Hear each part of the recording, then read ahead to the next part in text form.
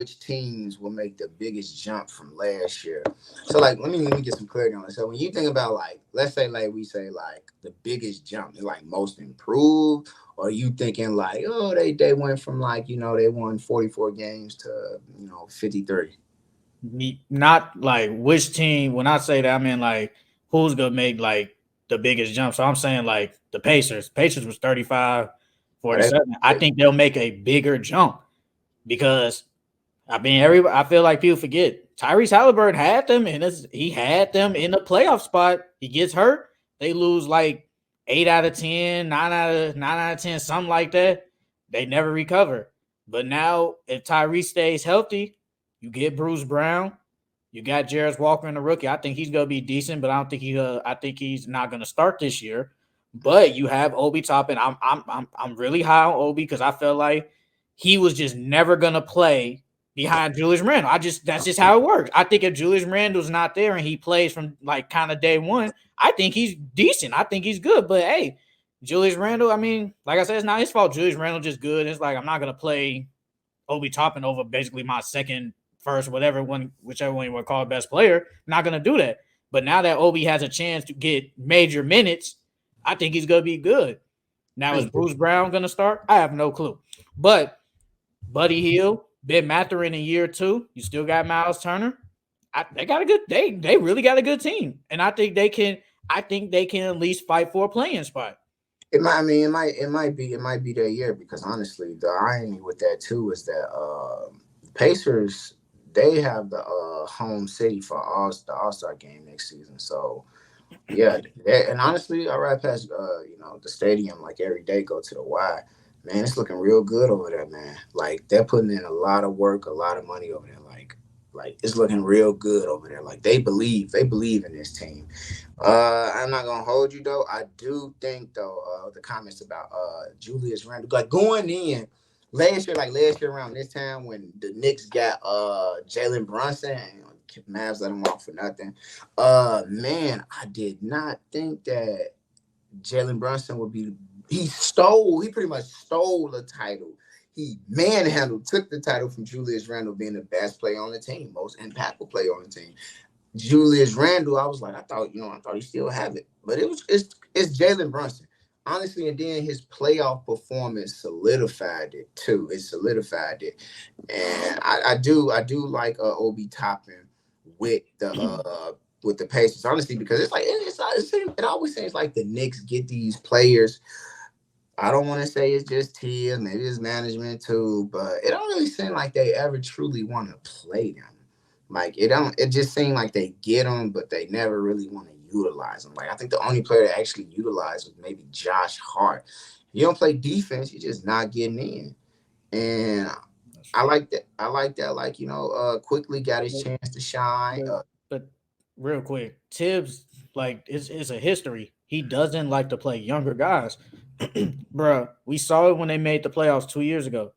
He did not play quickly like that. He really started. Elfrid Payton's not in the league anymore right now. You continuously let Elfrid Payton play, knowing his offense is not good. But yes, Elfrid Payton was a decent defensive player. I get that. But he's not giving you offense. He said, I'm going to go with Derrick Rose. Nothing against Rose. But he said, I'm going to start Derrick Rose because Elfrid Payton, like, his offense is bad.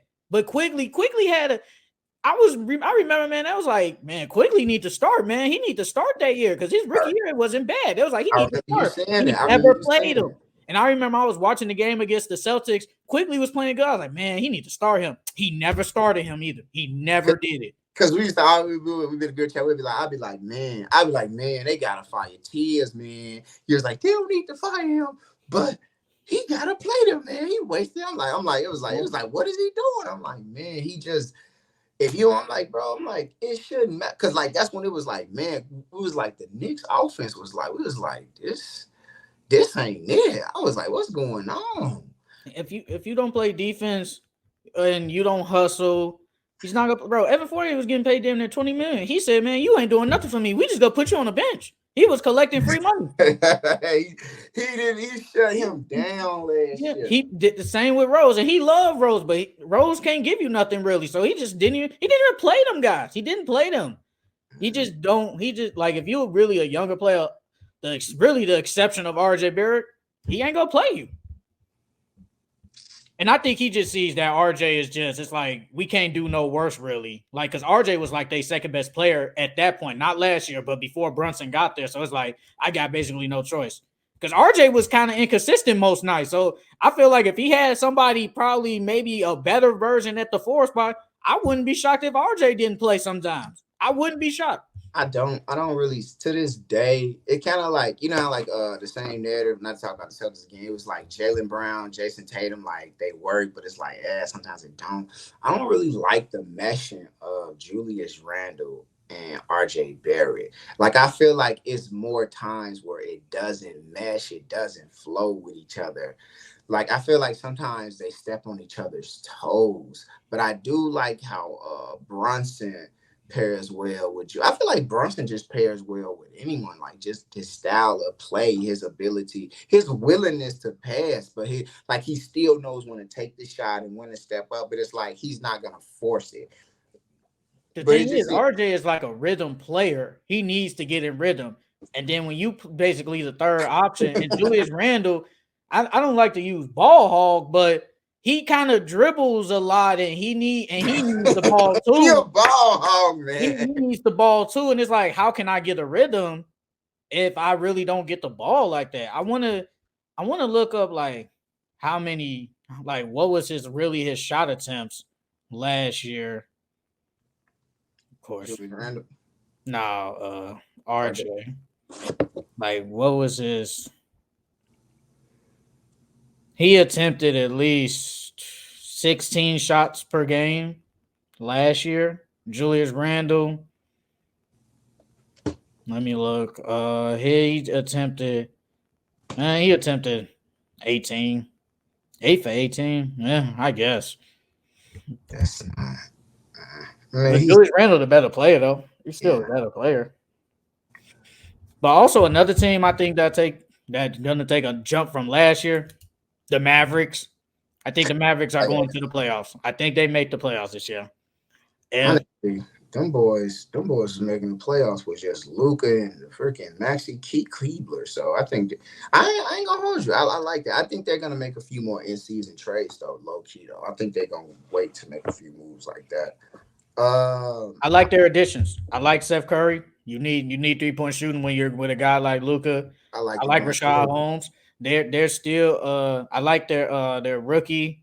I love him. I like Derek Lively. I think he's gonna take a minute, but later down he might be good. And if they get Capella, that is the guy they need. They need a Capella type center. They need to stop being petty and just go get him. Because the Hawks don't want him. They don't want him. And y'all want him. So let's just make this trade happen. You But you get think a the Hawks guy. don't like? You think because the Hawks know like, oh, they want this guy. We got Okongwu. We could sit on him. Yeah, They gonna play basically. hard. They gonna play hardball because it's the Mavs. It seems like organizations Yeah, don't they're gonna play seem hardball. to They're gonna like be petty. play good with the Mavs. They're gonna be petty. And getting a guy that's a rim runner, a shot blocker, that was one of their problems last year. Shot rim protection. Just defensive players in general. You didn't have that. And Rashad Holmes, he's he's okay, You got but a I chance don't think to make he's a nowhere redemption. near the rim protector as Capella. He's No, nowhere near that. Let's just be for real about that. He's nowhere near that. And if you get a live threat with a Luka Doncic, because Capella, we know he gonna give you at least 10 and 12, 12, 12 every night. I guarantee that. That's what he gonna get you. That's all you need. Because they was rolling out there with the White Powell. The White Powell is not good. I don't care what nobody says. It's not good. He's not. Maxi Kleber is really only good because he can shoot. Outside of that, his defense is not good either. JaVale McGee is he's just not the same. I don't want him to start for me. That's just my opinion. that's so. Every time I think, I be like, man, JaVale McGee. I'm like the Celtics out there. You know, it was like the Mavs out there. They got JaVale McGee out there. It was like, what is they doing? Like, what? Oh, and Grant Williams. Yeah, Forgot about Grant. him. Yeah, that's the I one I love said. that pickup. I love it. Yeah. I love, and I wish they would have just got Matisse Thybulle too, but the Blazers matched the contract. But I wish they would have got him. So I think the Mavericks make a jump. I think they can. I think they could be a top 6 seed in the West potentially. But they Honestly, making the playoffs. They're they making it. I don't care. They're making it. yeah, but previous like not including last season. Typically, Luca like he be putting them boys on his back, and he always like get that 6 seed low key, and he always face the Clippers. But I think they're gonna be really good because honestly, Luca is still hoping. He look a little bit more He like looks skinnier. yeah, he looked thinner, more athletic. He looked like he ain't been drinking as much beer, but he's still playing ball. I think he's playing in the Euro League right now too. So He had a it's triple double. he He had like buying in. He getting like into that 21, 10, life. and 14. He said Yeah, what? he had like 21, 10, 14 in one of them Euro games yesterday or the other day. Man, I'm missing the fantasy already. I miss him. Luca a bust. But I do think like, Luca he hitting that little stride where it's like, you know what, man, I gotta lock in. Like this could be my prime. I could be going to my peak. Let me get in better shape. I'm not gonna hold you though. Like honestly, you kind of like said the teams like I was feeling like making big jump wise. It's not really too many teams I think that's gonna make too many big jumps because like the I got teams that another I team. huh? I got another team. Who the Rockets? No. Who? I don't have them winning 30 games. No. Who you got? A big The jump. Thunder. The Nuggets. The Thunder. Oh, the Thunder. They were already at 40 games. So what you I got? think they can win more than 40 next year, especially 44, with Chet. With Chet coming back, I think they can win more. I think they can at least win 45, 40. 45, 46 games. Yeah, yeah, but 'Cause that's not like I I get it. think that's a real jump. You go from It's a basically big standing. you basically go from fighting because 45 was a fourth seed last year. Like I think they can win more than 40 games. I think they can definitely make a jump with a second year with Jalen Williams, Chet coming back, SGA. I think we haven't seen his peak yet. I think he can be better. Honestly, I truly don't. I truly do believe he can be better. We get another year of Josh Giddey. I think they can be. I think this might be the year like we be like, yeah, the Thunder are going to be like really good. Now, do they win 50 games? I'm not going to go that far, but we could say they can be like really good. I think they make that jump. Only 6 teams that won 50 games last year. That's I don't the think they win 50, but yeah. I do think they win at least 45. I think they can win that. Yeah, I can't honestly. I can't really see too many teams like big jump wise. Like I would think like maybe the Cavs, but I can't. They didn't No, really do not them. anything too much. They was already they was a fourth seed. I don't They was a Yeah, so fourth seed. because it's like for me, it's like the No, teams we that did teams that we think that's gonna go down. but That's no, different. I say this like the teams that like I do typically think are gonna get better, but I still don't think they'll be like good enough to say, oh, that was a big jump. I just think they can improve. Like maybe last year I would have said the Kings, but like the Rockets, I think the Rockets are going to be better. But I don't think it's going to be to where it's like, okay, wow, this was the year that put us on the map. I think next year, this season, upcoming season with the Rockets is going to be like, that's when people are going to be like, hey man, they got a good core, they got a good potential. Another Timberwolves. I think they can make another step. Timberwolves think they I could make do. that step. Because I feel like I feel like everybody was kind of going on the two big lineup, but we really didn't see it. We Because really didn't see it a lot. Cat missed a lot of games, man. Did you like no but like Bruce Brown, he did that interview and he was like the biggest test for us in the playoffs was the Timberwolves. And I think it's because of that two big lineup. Like I truly believe that. And then if you think about it, outside of really like the first game, the Timberwolves was actually giving the Nuggets some competition. They was really giving them some go.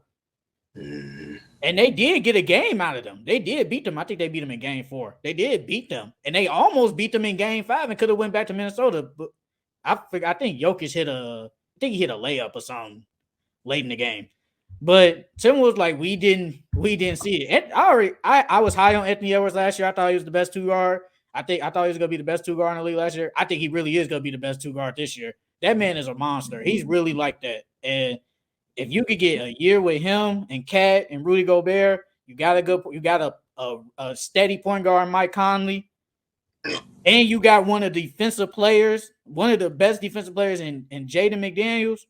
I think they can. I think they can really make like some noise because Anthony Edwards, he like that, bro. And he be showing it every night. He He really got a shows chance. it. He could be the next LeBron. I always said that about him. He got a chance He to be the one of the next LeBrons.